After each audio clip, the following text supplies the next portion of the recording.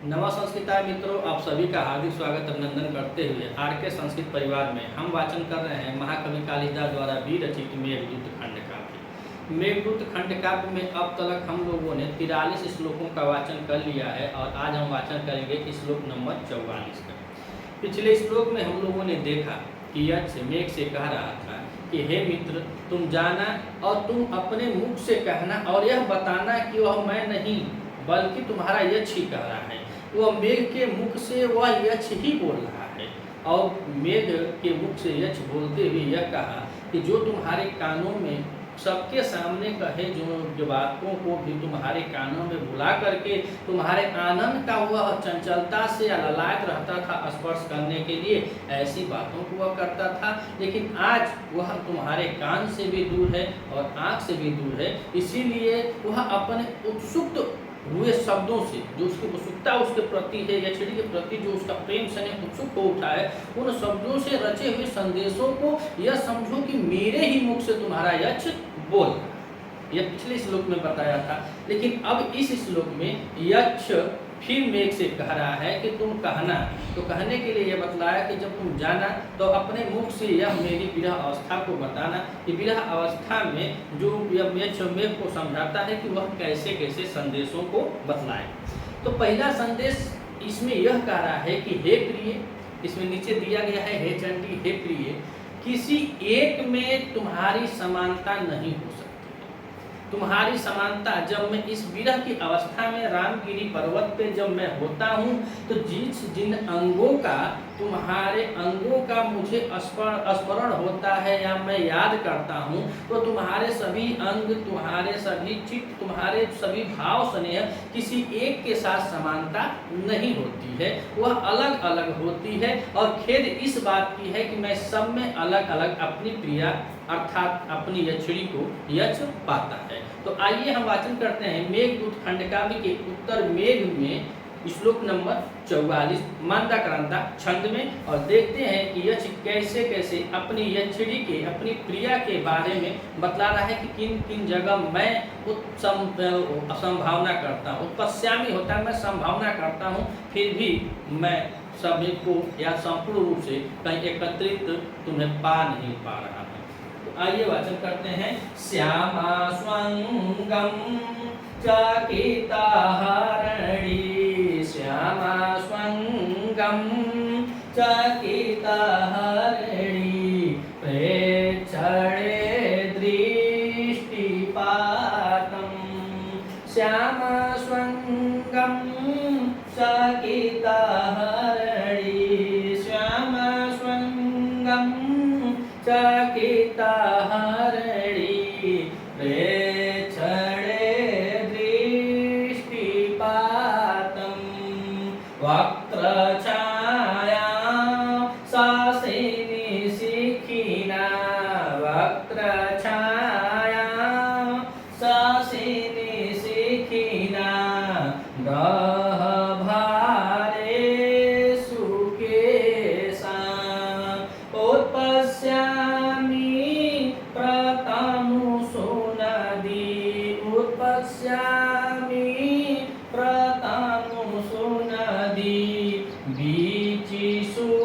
भ्रूविलासान्, हन्ते कस्मि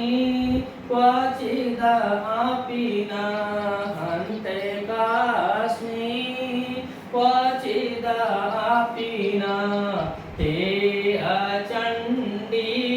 सादृश्यम अस्ति, चंडी सादृश्यम अस्ति। और यहाँ पे चंडी संबोधन कि हे गुस्सा करने वाली हे चंडी, सादृश्यम अस्ति तुम्हारे जैसे हंतर मने खेद है, कस्मिन क्वचित नापि किसी एक में तुम्हारी समानता नहीं हो पाती। और कैसे समानता नहीं हो पा रही है, तो पहली, दूसरी और तीसरी लाइन में बता रहा है, लेकिन नीचे की लाइन में यही कहा कि हे चंडी, अर्थात हे गुस्सा करने वाली, हे मेरी प्रिया। और प्रिया का भी इतना अच्छा बतलाया, जिससे इतना स्नेह करता है, जिससे बहुत प्रेम हो जाता है, तो व्यक्ति उसके क्रोध को भी प्यार करने लगता है। अगर किसी की पत्नी है या कोई गर्लफ्रेंड है, चाहे कोई भाई, जो भी है, जब उससे अधिक प्रेम होता है तो उसका गुस्सा, उसका नाराजपना और उसका जो भी कुछ होता है तो वह भी उसको प्रेम दिखाई देता है। तो यक्ष यहाँ पे यक्षिणी से इतना प्यार करता है कि वह कह रहा है कि हे चंडी, हे अधिक गुस्से करने वाली, हंते मने खेद है कि कस्मिन एकाचित कस्मिन क्वचित न ते सादृश्यमस्ति, किसी एक में भी तुम्हारी सादृश्यमस्ति, समानता नहीं हो पा रही, किसी एक से तुम्हारी समानता नहीं हो पा रही है। तो आइए ऊपर की लाइनों में कह रहा है क्या यक्ष कि श्यामा स्वंगम, श्यामा स्वंगम, श्यामा मतलब होता है एक लता का नाम होता है, और अंगम माने शरीर, अर्थात तो श्याम लताओं की तरफ उसकी शरीर, किसकी, यक्षिणी की। तो बता रहा है श्यामा स्वंगम, और श्यामा स्वंगम से श्याम कलर की जो उसका अंग है, जो दुबला पतला जो उसका शरीर है, तो कैसा है, तो पिंगुल लता होती है। और पिंगुल लता को इसलिए यहाँ पे कवि ने बताया है कि जैसे उसकी यक्षिणी सुकुमार थी, वैसे ही वह सुकुमार और सुकोमल पिंगुल लताएं भी होती है, जबकि कलर दोनों का अलग अलग होता है। जो पिंगुल लताएं होती है वो श्याम वर्ण की ही होती हैं, और उसकी पत्नी गौड़ वर्ण की है, जो यक्षिणी थी वो गौर वर्ण की है। लेकिन यहाँ पे सुकुमारता को बतलाते हुए कवि ने बड़ा सुंदर भाव लिखा और बताया कि श्याम अंगम, तो श्याम जो तनुतु है, जो पिंगुल लता है, उस लता के समान उस यक्षिणी का शरीर है। तो यक्ष बता रहा है, मेघ से कह रहा है कि तुम जाना और यह समझिए कि यक्षिणी के सामने यह यक्ष अपने मुख से नहीं, मेघ के मुख से ही अब यक्षिणी को बोल रहा है कि श्यामा स्वंगम, अर्थात पिंगुल लताओं के शरीर वाली, और कह रहे हैं कि चकित हरिणी प्रेक्षणे दृष्टिपातम, चकित हरिणी, उसकी शरीर की बता रहे हैं कि तुम्हारा शरीर किसमें घूमता है, किसमें संभावना करता है। तो कह रहे हैं कि श्यामा स्वंगम, पिंगुल लताओं में तुम्हारी शरीर जैसे दुबली पतली शरीर है, गौर वर्ण की शरीर है, सुकुमार शरीर है, उसमें मैं देखता हूँ, या तेरे शरीर की उसमें मैं सोचता हूँ। और कह रहे हैं कि चकित हरिणी प्रेक्षण दृष्टिपातम, और भयभीत हुई, चकित माने भयभीत, हरिणी माने हिरणी, प्रेक्षण दृष्टिपातम, प्रेक्षण माने उसको देखने पर दृष्टिपातम, जो तुम्हारे, बता रहा है कि तुम्हारा चंचल चित्तवन को जब मैं स्मरण करता हूँ, जब मैं याद करता हूँ तुम्हारे प्रेम भरे वो चंचल चित्तवन को, तो वह चंचल चित्तवन इस रामगिरी पर्वत पे, इस रामगिरी पर्वत के जंगलों में मैं चकित हरिणी के माध्यम से देखता हूँ, चकित हरिणियों को देखता हूँ, भयभीत हुई हरिणियों के आंखों में जब मैं देखता हूँ, तब तुम्हारे चितवन को मैं उसमें महसूस करता हूँ। अब देखिए यक्ष ऐसा प्रेमी है कि प्रतिदिन, पीछे बतलाया कि मैं तुम्हारे हर चीज से अंगित होता हूँ, बस भाग्य ऐसा है, बैरी भाग्य है, जिसके बारे में मैं क्या बताऊं कि सामने से नहीं मिल सकता, लेकिन मैं महसूस तो हर पल कर रहा हूँ। और इस श्लोक में कहा कि तुम्हारे शरीर को मैं महसूस करता हूँ श्यामा स्वंगम में, अर्थात लताओं में देखता है। और कह रहा है कि तुम्हारा जो चंचल चितवन था, जिसमें आंखों की जो बता रहा है, तो आंखों के चितवन को कह रहा है कि चकित हरिणी प्रेक्षण दृष्टिपातम, मैं तुम्हारे चितवन को भयभीत हिरणियों के समक्ष या भयभीत हिरणियों को देखकर उसमें मैं तुम्हारे चितवन या चंचल चितवन को मैं देखता हूँ। और निचली लाइन में कहा, दूसरी लाइन में कह रहा है कि वक्त्र छाया शासिनी, और शासिनी माने होता है चंद्रमा, अवक्त्र छाया मतलब जब तुम्हारे मुख को आनंद को, पहले श्लोक में, इससे पूर्व श्लोक में बताया कि आनंद के स्पर्श का वो भी था, लालायित हो जाता था उसको छूने के लिए, उस आनंद को बता रहा है कि हे प्रिय, जब मैं इस रामगिरी पर्वत पे हूँ और तुम्हारे जैसा यहाँ पे कोई नहीं है, तुम्हारे जैसा ही नहीं, यहाँ पे दूर दूर तक कोई नहीं है, तो जब तुम्हारे मुख का, तुम्हारे आनंद का मुझे स्पर्श करना होता है, चाहे मुझे जब याद आती है, तो कह रहा है कि वक्त छायाम शशिनी, मैं चंद्रमा के क्रांति में तुम्हारे मुख को, और आगे कह रहा है शिखिनाम ब्रह्मारेषु केशा, और तुम्हारे केशों को कहाँ महसूस करता है, ये छिड़ी के केशों को महसूस कर रहा है कहाँ, शिखिनाम माने मयूर यानी मोरों के, ब्रह्मारेषु अर्थात उनके लंबे लंबे, बताया जाता है कि मोर के पंख बड़े सुंदर होते हैं, और उन सुंदर पंखों में वह अपने ये छिड़ी के केशान माने बालों को देखता है। उसके मुख को जब वो देखता है, उसके मुख को जब चंद्रमा को देखता है तो अपनी प्रिया यक्षिणी के उससे बता रहा है कि उस मुख की क्रांति कैसे है। तो चंद्रमा में अपनी प्रिया के मुख की क्रांति को देखता है और कह रहा है कि मयूरों के जो बड़े बड़े पंख होते हैं, जो गुच्छेदार पंख होते हैं, उन पंख के समूहों में मैं तुम्हारे केसों को और नीचे की लाइन में कह रहा है का उत्पश्यामि प्रातानु सुनादि बीचि शुभ्रू विलासा। तो प्रतनु मन होता है पतला, हल्का हल्का कह लीजिए या पतला कह लीजिए। तो हल्के हल्के नदी मने नदी या बिचुसु मने होती है तरंगे, जो पतली नदियों में हल्के हल्के तरंगों वाली जब तरंग होती है तो नदी में तरंगे उठती हैं गिरती हैं, उसमें क्या संभावना कर रहा है। तो प्रतनुषु नदी बीचिसु अर्थात उन पतली हल्की नदियों में उठने वाले हल्के हल्के लहरों में भ्रू विलासा तुम्हारे भावों के विलासा से तुम्हारे भावों के विलासों को वह क्या करता है, भ्रंगों की जो उनके भवे हैं, जो ऊपर के बतलाए जाते हैं, जो भ्रंग है भूभ्रंग है, जिससे स्त्रियां कटाक्षे छोड़ती हैं, जिससे स्त्रियों का प्रेम संभोग मतलब समोहित यंत्र कहा जाता है, वो लोग छोड़ती हैं, जिससे मतलब वो रहा होगा तो उसमें प्रेम स्नेह आंखों से जो उत्पन्न होता है, उस प्रेम स्नेह को यक्ष कह रहा है कि उसी को मैं प्रतनुषु नदी बीचिसु, वो जो हल्की हल्की पतली पतली नदियों में उत्पन्न तरंगों के माध्यम से तुम्हारे भाव विलासों की उत्पश्यामि कल्पना करता हूं।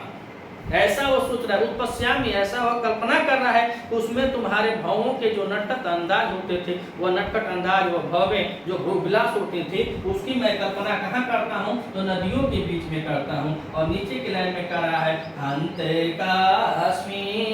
क्वचिदापि न ते अचंडी सादृश्यम। सादृश्यम हे चंडी, हे गुस्से में प्यार करने वाले, हे गुस्से वाली, हे चंडी, न ते तुम्हारे जैसा। हंते खेद है, हे चंडी खेद है कि अस्मिन् क्वचित् किसी एक में भी, न मने नहीं, ते मने तुम्हारा सादृश्यम अस्ति, तुम्हारी समानता किसी एक में नहीं हो पा रही है, मैं तुम्हारी समानता किसी एक से नहीं कर पा रहा हूँ। और यही यक्ष का संदेश मेघ अब यक्षिणी के सामने कहता है। तो एक बार और देखते हैं कि श्यामा स्वंगम चकिताहरणी प्रेक्षणे दृष्टिपातम।